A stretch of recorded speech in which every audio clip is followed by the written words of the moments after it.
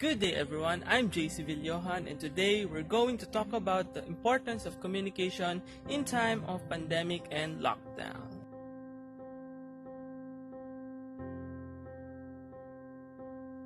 First, what is communication? Communication is the imparting or exchanging of information with another person, sending or receiving information such as telephone lines or computer.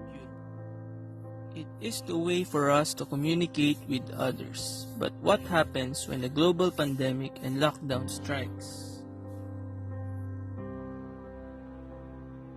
Why is it important to communicate during pandemic and lockdown? For me, communicating with others helped me to cope up with them. It is important because it is the only way to connect with them, giving them information and receiving their feedback. You will not survive this pandemic without communicating. Your family is the only people around you for now because of the lockdown. Therefore, you need to communicate with them to make sure they are still okay. Communication is important nowadays. Because of what is happening today, it has a big impact on our mental health. So it is important that we find time to ask others how they are doing. They may have anxiety or depression due to the lockdown, and that is not a joke. All they need is someone who listens and talks to them. Another thing in this lockdown is we cannot go outside. We cannot reach our loved ones, but because of communication, we can contact them through calls and messaging.